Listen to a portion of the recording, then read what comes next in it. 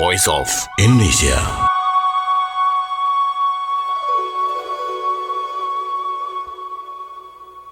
Voice of Indonesia dari Indonesia untuk dunia. Berjumpa kembali dalam ranah diplomasi. Bahwa salah satu hal yang paling penting dan akan selalu menjadi prioritas diplomasi Indonesia yaitu perlindungan WNI yang ada di luar negeri.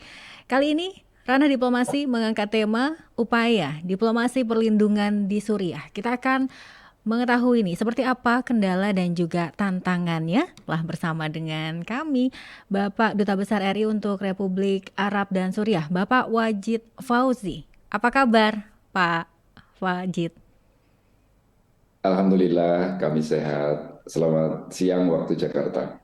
Selamat siang waktu Jakarta. Di Suriah saat ini pagi hari ya Pak ya?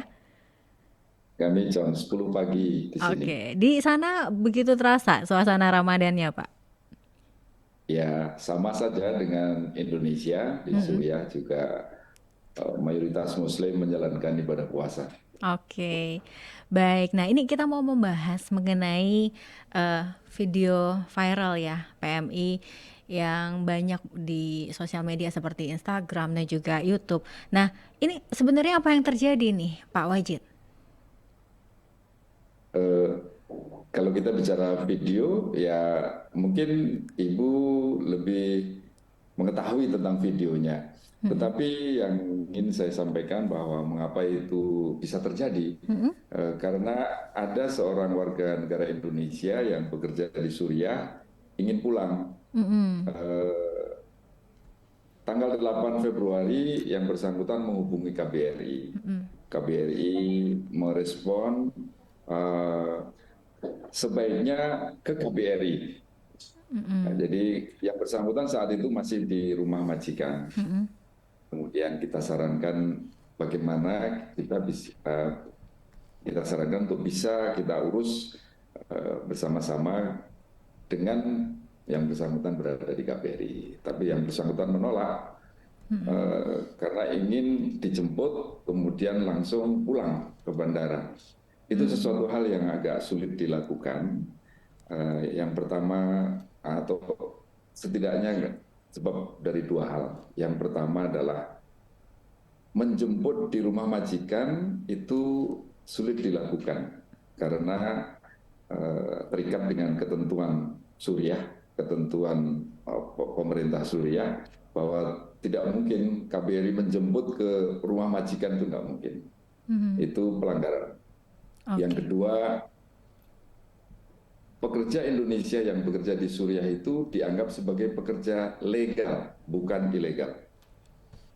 Karena itu yang bersangkutan terikat dengan kontrak dan majikan itu untuk mendatangkan dia harus mengeluarkan sejumlah biaya yang cukup banyak, yang kalau menurut video itu menganggap sebagai saya dibeli seperti diperjualbelikan.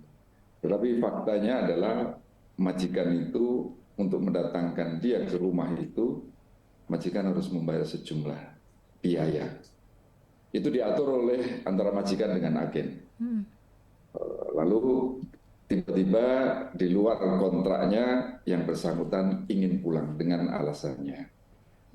Nah, ini yang kesulitan ini yang dihadapi oleh KBRI, tidak serta-merta bisa menjemput, tetapi KBRI melakukan setidaknya 4 hal yang dilakukan oleh KBRI. Yang pertama adalah tetap menjaga kontak dengan Ibu Dede. Yang kedua, menghubungi, melakukan pendekatan dan menekan agen agar memberikan solusi permasalahan ini. Yang ketiga adalah melakukan melalui jalur diplomasi, yaitu dengan pemerintah Suriah melalui Kementerian Luar Negeri Suriah untuk memohon agar penyelesaian ini dapat dibantu untuk dapat diselesaikan. Dan yang keempat, bersama-sama dengan Kementerian Luar Negeri, Kementerian Luar Negeri melakukan pendekatan kepada Pemda, kepada keluarga, kepada aparat di Jakarta untuk bersama-sama mencari penyelesaian. Dan kami mendengar arah penyelesaiannya adalah bagaimana mendorong komitmen sponsor yang mendatangkan Ibu Dedeh ke Suriah ini ikut bertanggung jawab terhadap pemulangan tersebut. Nah, inilah yang saat ini bisa saya laporkan.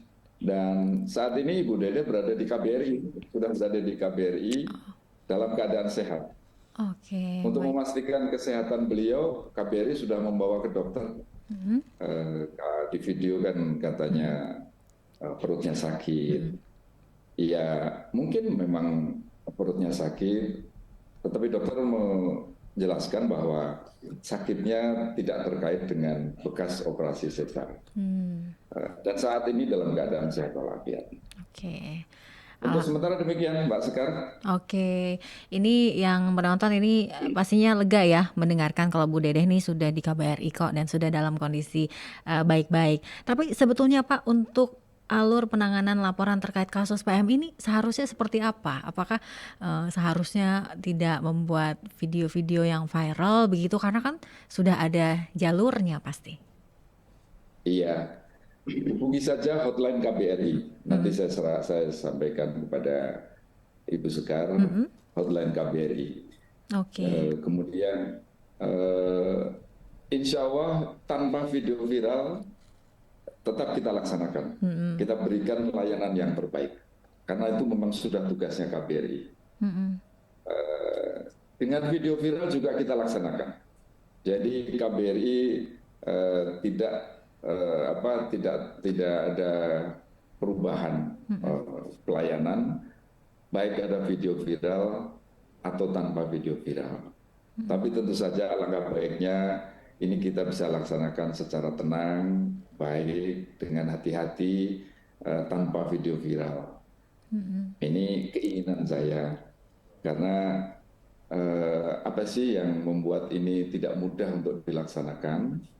Yang pertama, saya sudah sebut tadi, bahwa mereka itu oleh pemerintah Suriah dianggap sebagai pekerja yang legal.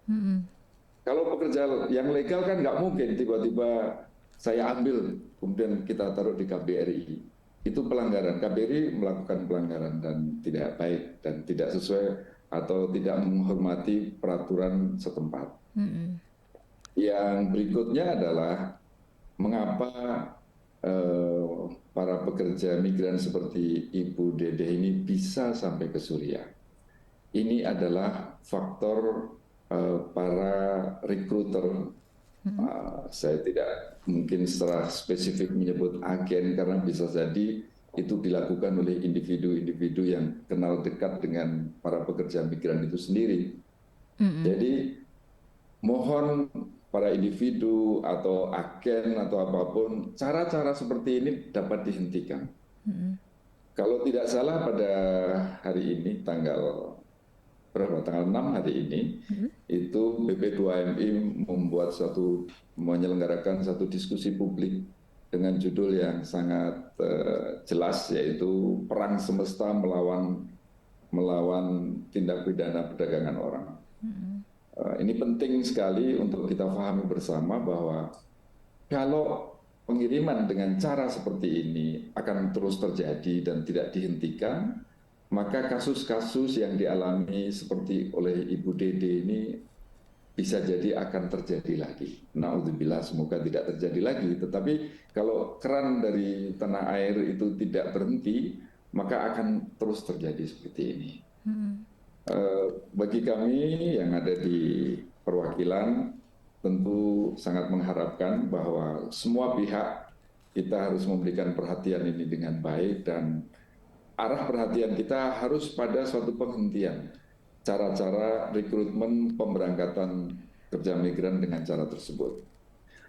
Kalau kita melihat pemberangkatan ke Suriah khususnya, ini diatur oleh peraturan Kementerian Tenaga Kerja yang untuk sementara moratorium tidak melakukan pengiriman dan pemberangkatan ke Suriah. Tidak melakukan pemberangkatan ke Suriah. Ini sejak tahun 2015. Sebetulnya tidak hanya ke Suriah, tetapi ke beberapa negara di Timur Tengah. Yang kedua, lihat Undang-Undang Nomor 18 tahun 2017 tentang perlindungan pekerja migran. Ini pemberangkatan dengan cara seperti ini bisa dikategorikan sebagai pemberangkatan non prosedural atau jelasnya adalah ilegal. Nah, pihak mana saja yang harus memperhatikan ini? Saya kira amanat undang-undang sangat jelas, mulai dari pemerintah desa, kemudian pemerintah daerah, pemerintah tingkat provinsi, semuanya kita harus memberikan perhatian ini dengan seksama sehingga pemberangkatan pekerja migran ini dipayungi oleh undang-undang dan mereka yang berangkat mendapatkan kesempatan bekerja yang baik, mendapatkan gaji yang mencukupi dan mengirimkan kepada keluarganya dengan lancar. Ini idealnya. Oke. Situasi di Suriah yang dihadapi oleh Ibu Dede bukan situasi yang ideal tersebut. Oke, baik Pak. Nah, ini sebetulnya menjadi apa ya, untuk kita yang ada di Indonesia nih, yang menonton video-video tersebut begitu ya, bahwa kita sebetulnya harusnya juga tidak mudah terprovokasi gitu. Karena tadi seperti Pak Wajid bilang, mau ada video viral atau tidak, itu akan mendapatkan penanganan. Apalagi juga sejak tahun 2020 hingga bulan Maret ini ya Pak ya, KBRI kan telah berhasil melaksanakan pemulangan repatriasi ya untuk 923 PMI, ini jumlah yang banyak. Kemudian juga telah berhasil membebaskan Ibu Yanti Puspitasari di tahun 2021 atas vonis hukuman mati begitu ya Pak ya. Jadi ini pesan-pesan untuk yang ada di tanah air nih seperti apa? Sekali lagi kepada para calon pekerja migran yang masih berada di tanah air, berhati-hatilah kalau ada orang yang mendekati dan mengiming-imingi bekerja di luar negeri. Mohon sungguh-sungguh ditanyakan di mana bekerja, apa pekerjaannya, berapa gajinya, dan setelah disetujui jangan lupa menandatangani kontrak dari tanah air. Kontrak itu harus diketahui tentu saja oleh pemerintah desa, pemerintah daerah, dan mendapatkan pelatihan-pelatihan yang mencukupi. Kami yakin kalau dengan cara yang telah diarahkan, diamanatkan oleh Undang-Undang Nomor 18 Tahun 2017, insya Allah pekerja migran yang bekerja di luar negeri berhasil. Jadi mendapatkan yang dia inginkan. Tetapi bahayanya kalau itu tidak dilaksanakan dan juga kemudian mengambil cara-cara yang ingin cepat keluar negeri, ingin cepat bekerja, akhirnya berhadapan dengan situasi-situasi yang sulit di luar negeri seperti yang dialami oleh Ibu Dede ini. Ibu Sekar, bisa saya sampaikan bahwa di Suriah ini kurang lebih kami masih mencatat hampir 1.000 pekerja migran Indonesia yang ada di sini. Permasalahan yang dihadapi bervariasi, tidak hanya sekedar ingin pulang, ada yang gaji tidak dibayar, ada yang macam-macam. Nah, ini semua kita berikan pelayanan, kita berikan bantuan dan perlindungan. Persoalan minta pulang segera ini agak menyulitkan, agak sulit, karena mereka terikat kontrak. Dan untuk Bu Dede Asyah ini, kami sendiri tahu kontraknya, dan agen memegang kontrak itu. Nah, kalau orang bekerja kemudian terikat kontrak dan tiba-tiba ingin memutus kontrak, kan ada aturannya. Sesungguhnya dalam hati saya, dalam hati seluruh staf KBRI ingin menempatkan mereka yang ada di sini itu adalah ilegal, sebagaimana aturan pemerintah Indonesia. Tetapi faktanya mereka ketika landing di Syria sudah tidak ilegal lagi, mereka menjadi legal. Jadi KBRI seperti mengikuti dulu aturan pemerintah Suriah, karena kita harus banyak melakukan perundingan atau permintaan banyak kepada agen maupun pemerintah. Kalau belum kita datang dengan mengatakan bahwa ini ilegal, mereka akan cenderung untuk tidak mau bernegosiasi dengan kami. Jadi kami coba bahwa oke, kalau ilegal bagaimana ini cara pemulangannya. Ini yang sekarang ini, pendekatan ini yang sekarang ini kita lakukan dengan harapan suatu ketika akan berhenti pengiriman itu dari tanah air. Oke, pemberhentian pengiriman dari tanah air. Tapi Pak, kalau untuk Ibu Dedeh ini mungkin untuk bisa direpatriasi, ini mungkin tadi disebutkan agak sulit ya, tapi mungkin kira-kira nih yang ingin diketahui oleh masyarakat, kira-kira solusinya seperti apa? Tadi sempat disampaikan untuk ke pendekatan agen atau kemudian juga ke Pemda dan keluarga. Tapi kira-kira apa nih, udah ada hasilnya kah Pak setelah berbincang-bincang dengan Ibu Dedeh langsung?